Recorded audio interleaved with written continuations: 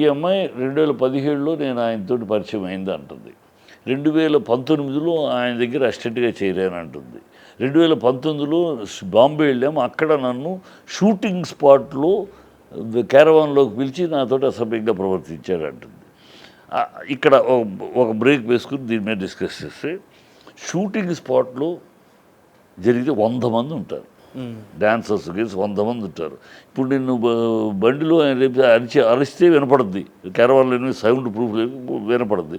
సరే నేను బండిలో లోపల ఉండి అరవలేకపోయాను అన్న బయటకు వచ్చినా చెప్పొచ్చు, బయట కూడా చెప్పడానికి సిగ్గుపడ్డానంటే పోలీసులకు చెప్పొచ్చు. ఇవాళ చెప్పేది అప్పుడు జానీ మాస్టర్ 2019లో జానీ మాస్టర్ ఇవాళ సెలబ్రిటీ కాదు. ఇవాళ జానీ మాస్టర్ సెలబ్రిటీ, ఒక అసోసియేషన్ ప్రెసిడెంటు. అప్పుడు ఆయన మామూలు 25 మంది డ్యాన్స్ మాస్టర్లు ఆయన ఒకడు. ఆయనకి భయపడ్డాను అనే మాటలో అర్థం లేదు. సరే భయపడ్డాను ఏదో చెప్పావు, సాకులు చెప్పుకున్నా చెప్పలేదు. అయిన తర్వాత ఆయనతో 24 దాకా ఎందుకు ప్రయాణం చేసావు? 2019 నుంచి 2024 దాకా ఆయనతో ఎలా ట్రావెల్ చేసావు? అనేక ఇంటర్వ్యూలు నువ్వే ఇచ్చావు ఈ మధ్య పీరియడ్లో. ఆ పీరియడ్లోనే ఆయన నాకు జీవితం ఇచ్చాడు, ఆయన నాకు లైఫ్ ఇచ్చాడు, నేను ఇవాళ ఈ స్థాయిలో ఉన్నానంటే ఆయనే అని నువ్వే నీ నోటితోటి నువ్వు చెప్పిన ఇంటర్వ్యూలు. అంటే 24 దాకా ఎందుకు ప్రయాణం చేసావు? ఒక రేప్ చేసిన వాడితో ఎవరన్నా ప్రయాణం చేస్తారా? ఏ ఆడదన్నా? ఒక రావణాసురుడు సీతాదేవిని పరాభవిస్తే ఆ సీతాదేవి రాముడు వచ్చి తను తీసుకెళ్తున్నప్పుడు ఎన్నిసార్లు రావణాసురుడు ఒక్కసారి నీ ముఖార విందాన్ని చూడాలి, తలపైకి ఎత్తుంటే కూడా నీ మొహం చూస్తేనే పంచమహాపాత్ర నీ మొహం కూడా చూడనంది. అది అలాంటి స్త్రీ పుట్టిన దేశం. ఒక తన పరాభవించిన మగవాడి మొహం చూస్తే కూడా పంచమహాపాత్రాలు చుట్టుకుంటున్న సీతాదేవి పుట్టిన దేశం ఇది. ఇక్కడ నువ్వు అలాంటి భూమిలో పుట్టినవు, నిన్ను రేప్ చేసిన వాడితోటి ప్రయాణం చేయటం ఏంటి? వాడితోటి ప్రయాణం చేసావు, వాడితోటి పెళ్లి దాకా వెళ్ళావు, వాడు హీరోయిన్గా నువ్వు హీరోయిన్గా సినిమా ముహూర్తం చేసావు. What nonsense is this?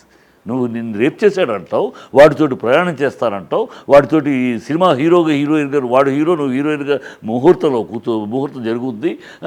ఆఖరికి వచ్చి వాడు వచ్చేసేసి వాడు నన్ను రేప్ ఎంత బుల్షిట్ చెప్పటానికి కూడా ఒక పర్థం ఒక రీజన్. ఆ లైన్ నువ్వు ఆరోపణ చేస్తే ఒక లైన్ కరెక్ట్గా ఉండాలి. ఏమీ లేదు అన్నీ. అంటే ఇక్కడ తయారు చేయబడిన కథ ఇది, ఎవరో వెనకాలండి తయారు చేయబడిన కథ అని తేట తెల్లంగా కనపడుతుంది. ఒక చిన్న పిల్లని పట్టుకొని ఒక అసిస్టెంట్గా జాయిన్ అయిన అమ్మాయిని వెనుక ఎవరు పట్టుకొని ఇవన్నీ చేస్తారనుకుంటున్నారు మీరు? ఆ అమ్మాయిని ఎవరు పట్టుకుని చేస్తున్నారంటే ఆ అమ్మాయిని ఎవరో పావుగా వాడుతున్నారు. ఎవరు అనే విషయం తర్వాత చెప్తారు. ఆ మధ్యలో ఎవరు అని చెప్పి పోలీసులు ఎందుకు ఇంత అతివేగంగా చేస్తున్నారు? ఈ ఒక 2019లో జరిగిన విషయం. అప్పుడు మైనరు, నేను ఇప్పుడు మేజర్గా కంప్లైంట్ ఇస్తే ఈ మేజర్గా ఇవాళ మేజర్ అమ్మాయి కంప్లైంట్, ఈ మేజర్ కంప్లైంట్ ఇస్తే 10 ఏళ్ల క్రితం 6 ఏళ్ల క్రితం నన్ను మైనర్గా ఉన్నప్పుడు రేప్ చేశాడు అనే మాట ఆ పిల్ల అంటే దాని ఆధారాలు ఏంటి, దాని విధానం ఏంటి, ఎలా ఫోక్స్ కేసు పెట్టడానికి ఆధారాలు ఏమన్నా ఉండాలి కదా. ఒక అమ్మాయి అంటే సరిపోయిందా? ఒక అమ్మాయి అంటే దాన్ని పెట్టేస్తారా?